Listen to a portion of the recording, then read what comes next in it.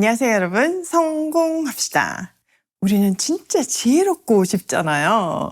그리고 사람들한테 와, 정말 대단하다, 위대하다 이런 말, 위대하다까지는 아니지만 그래도 참 잘한다고 칭찬 듣고 싶잖아요. 오늘 그 내용이 딱 본문에 있는데요. 진짜 안 들으면 손해예요. 오늘 말씀 마음에 새기고 또 우리가 이 말씀 꼭 전해주고 싶은 사람들한테 공유도 하면서 말씀 한번 묵상해 보도록 해요. 자, 오늘은 이제 앞에는 과거를 회상해서 기운을 줬다면요. 오늘은 모세가 말씀을 선포하는 내용이거든요. 한마디로 요약을 하자면 이스라엘의 미래는 하나님 말씀에 대한 순종에 달려있다. 이렇게 선포하는 거예요. 이런 차원에서 신명기 4장은요. 언약 신학의 결정체라고 말할 수 있어요.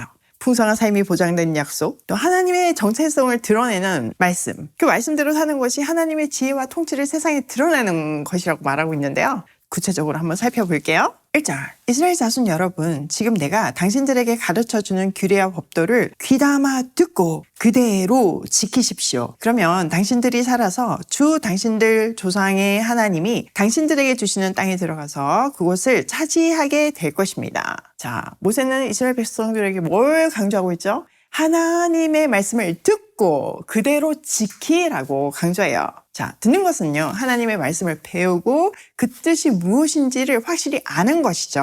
그러니까 이거는 맹목적인 순종을 하는 것이 아니라 하나님의 뜻이 무엇인지를 먼저 이해를 한 다음에 그 말씀을 삶에 적용하라는 말이에요. 이해가 바탕이 되는 순종이 굉장히 중요해요. 또 지키는 것은요, 이해가 된 말씀을 이제 가슴에 새기고 삶 속에서 실천하라는 의미죠. 우리가 아는 것을 삶에 적용할 때 진짜 아는 것이잖아요. 이렇게 하나님의 말씀을 듣고 그대로 지킬 때 약속의 땅이 보장된다고 말하고 있어요. 굉장히 중요한 원리예요. 여러분, 지금 약속의 땅이 보장된, 약속의 땅을 차지할 수 있는 유일한 방법을 알려주고 있는데 보니까 무기를 더 개발하는 것도 아니고 실력을 더 쌓는 것도 아니에요. 오직 그의 말씀에 순종하는 것이죠. 이거 진짜 너무 중요하니까 꼭 기억해야 해요. 어떻게 해야 된다? 말씀을 배우고 정확하게 이해해서 삶에 적용해야 한다. 그럴 때 나에게 주신 약속의 땅을 차지할 수 있다. 이 땅에서의 사명을 완수할 수 있다. 굉장히 심플한 원리죠. 쉽지 않을 수 있지만 또 한번 시작하면 너무 쉬워요. 이것만큼 쉬운 게 없어요. 자, 2절. 내가 당신들에게 명령한 말에 한마디도 더하거나 빼서는 안 됩니다. 당신들은 내가 당신들에게 알려준 주 당신들의 하나님의 명령을 지켜야 합니다. 자, 하나님의 말씀에 한마디 더하거나 빼지도 말래요. 이거는 말씀의 온전성과 완전성을 유지하라는 거죠. 인간의 판단이나 해석으로 말씀을 왜곡하거나 축소하지 말고 그대로 순종하래요. 그러니까 말씀을 내가 판단하고 왜곡하고 축소하는 거는 말씀보다 내 생각을 위에 두는 건 거잖아요. 이게 선악과의 불순종이에요. 그러니까 우리 삶의 순서는 말씀 위에 그다음에 내 생각으로 하나님의 뜻, 말씀을 해석해야 되는 거예요. 그리고 나서 적용해야 하는 거죠. 자, 이게 너무너무 중요한 게 성경 맨 끝이 요한계시록이잖아요. 요한계시록의 맨 끝이 22장이거든요. 거기에도 다시 1.1핵도 가감하지 말라고 다시 한번 강조해요. 그러니까 성경이 굉장히 기본 원리라고 볼 수 있는 거죠. 가감하지 않는 거. 다르게 표현하면 성경은 완벽해요. 자, 3절. 주님께서 보울산에서 하신 일을 당신들은 눈으로 직접 보았습니다. 주 당신들의 하나님은 보울에서 바알신을 따라간 모든 사람을 당신들 가운데서 쓸어버리셨습니다. 그러나 주 당신들의 하나님을 충실하게 따른 당신들은 오늘까지 모두 살아있습니다. 자, 가나안에 들어갈 수 있는 유일한 패스워드는 뭐다? 순종이다. 그걸 증명하기 위해서 바알보울 사건을 떠올려주고 있죠. 민수기 25장에 바알에게 우상해서 심판받는 내용이 있잖아요. 그 우상 숭배에 참여한 사람은 하나님의 심판으로 멸망했지만 하나님의 말씀을 충실하게 따른 사람은 어떻게 되었다고요? 지금은 생존해서 하나님의 약속의 성취를 눈앞에 두고 있다는 거죠. 말씀이 생명이라는 것을 강조하는 문구이고, 그러니까 말씀대로 살지 않으면 죽는다는 경고잖아요. 더불어서 하나님께 충성하는 자들은 결국 생명을 얻고 그들의 삶을 통해서 언약이 성취된다는 것을 확인시켜주고 있어요. 이것이 우리 삶에 꼭 적용해야 되는 축복의 원리인 거죠. 자, 5절 보십시오. 내가 주 나의 하나님이 나에게 명령하신 대로 당신들에게 규례와 법도를 가르쳐 주었습니다. 당신들이 들어가 차지할 땅에서 당신들이 그대로 지키도록 하려고 그렇게 가르쳤습니다. 당신들은 이 규례와 법도를 지키십시오. 그러면 여러 민족이 당신들이 지혜롭고 슬기롭다는 것을 알게 될 것입니다. 그들이 이 모든 규례에 관해서 듣고 이스라엘은 정말 위대한 백성이요, 지혜롭고 슬기로운 민족이라고 말할 것입니다.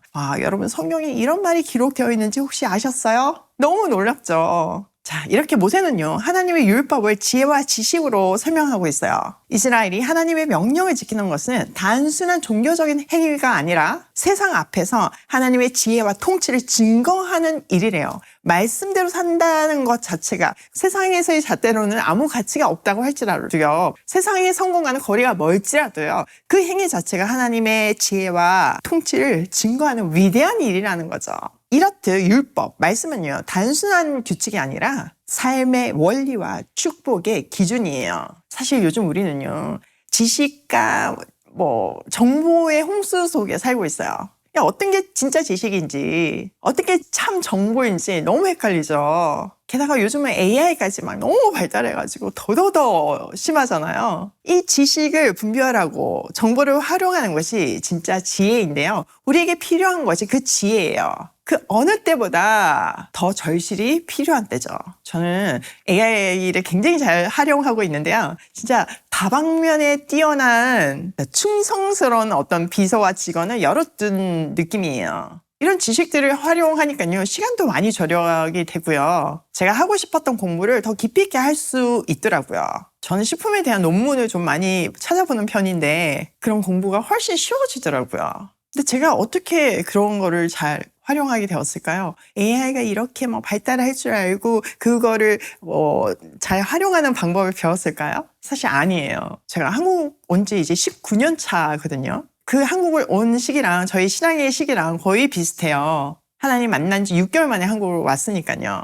참 감사한 거는요, 제가 하나님을 만나자마자부터 이 복음의 감격에 가슴이 터질 것 같아서 안전하고는 못 베기겠더라고요. 아무것도 모르는데 전하고 싶으니까 말씀을 진짜 열심히 공부했고 그걸 정리해가지고 나누기 시작을 했어요. SNS에 말씀을 전하기 시작한 지가 지금 19년 차 되었거든요. 그러니까 거의 20년의 세월을 매일 이걸 했던 거예요. 그러니까 20년이 지나고 나서 보니까 제 삶에 말씀이 선명한 기준이 되어 있고 또 짧은 시간에 이 연구한 거를 정리한 훈련이 굉장히 잘 되어 있더라고요. 정리할 뿐 아니라 내 삶에 적용해서 이런 말하는 훈련까지 되어 있더라고요. 이런 훈련이 되어 있었기 때문에 제가 유튜브라는 것을 할 수 있었던 거겠죠. 그러니까 이거를 제가 계획한 것이 아니라 정말 말씀이 생명임을 붙들고 오늘 지금 우리가 읽고 있는 이 사장의 말씀처럼 매일 아침 말씀을 공부하고 이해하고 삶에 적용하려고 최선을 다하다 보니 시간이 지나서 보니까 이게 제 실력이 되어 있더라니까요. 그러니까 제 삶에 그 하나님의 말씀이 기준이 되어 있잖아요. 그러니까 세상에 어떤 그 방대한 지식과 정보가 걸러지는 거예요. 정리가 되고 분별해서 잘 적용할 수 있게 된 거죠. 그러니까 과학의 발달과 기술의 발달은요, 정말 하나님의 자녀들에게 날개를 달아줘요. 6절을 보면서 제가 너무 감동을 한 게 하나님의 말씀을 지키는 이스라엘을 보고 세상이 뭐라고 얘기하나요? 정말 위대하고 지혜롭고 슬기로운 백성이라고 이렇게 감탄하잖아요. 반드시 그렇게 될 것이라고 강조하고 있잖아요. 이것이 우리가 세상에서 들어야 할 찬사이고 우리의 정체성이자 사명이에요. 우리의 삶을 통해서 하나님의 영광을 드러내는 것. 내가 하는 일이 너무 위대하고 지혜롭고 슬기로워서 다른 사람들이 찾아와서 저도 배워주세요 라고 말할 수 있는 것. 그때 짜잔 하고 그게 다 하나님 말씀에서 온 지혜예요 라고 말할 수 있다면 진짜 그거 생각만 해도 행복하지 않나요? 이렇게 되는 현실이 창세기 12장 3절에 복의 근원이 된다는 의미이고요. 스가랴서 8장 23절에 말이 다른 이방 사람 10명이 유다 사람 한 사람을 붙들고 너 보니까 하나님이 함께 하신다. 우리가 너와 함께 하겠다 라고 하나님을 알려달라고 하잖아요. 그 스가랴 말씀의 성취예요.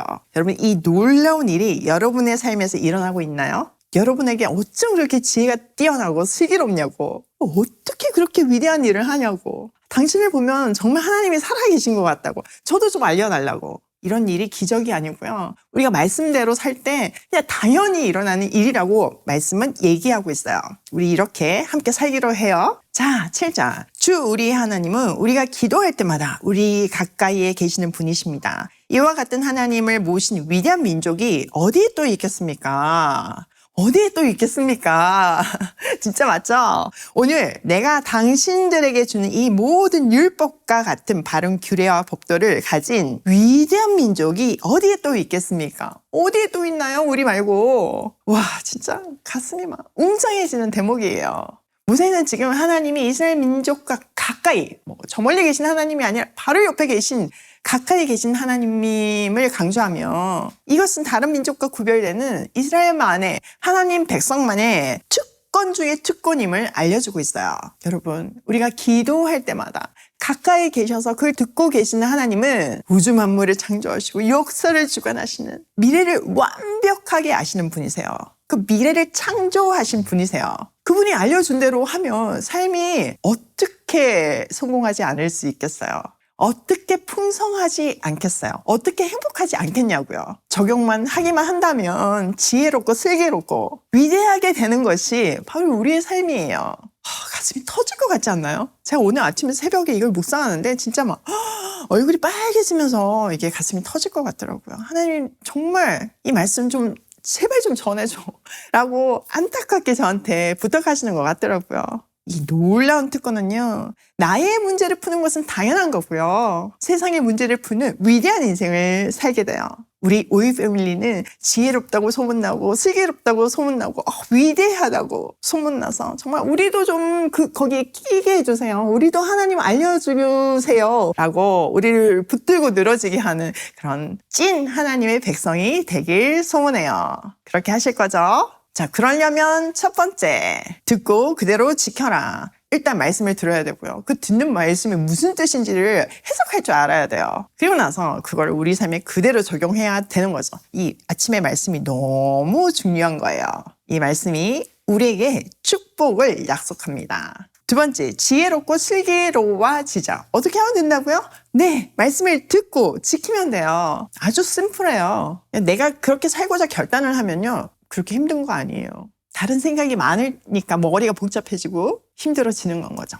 가지치기 하시고 말씀이 생명인 줄 알고 하나님의 나라에 올인하는 우리가 되기로 해요. 세 번째, 하나님의 지혜와 영광을 드러내자. 어떻게 하면 된다고요? 반복이에요. 하나님의 말씀을 듣고 그것을 우리 삶에 적용하기만 하면 우리 인생을 통해서 하나님의 지혜와 영광이 드러나요. 하나님이 얼마나 대단하신 분인지, 하나님의 지혜가 얼마나 풍성한지, 하나님의 사랑이 얼마나 영원한지 우리 삶으로 보여내는 그런 오이 패밀리가 되기로 해요.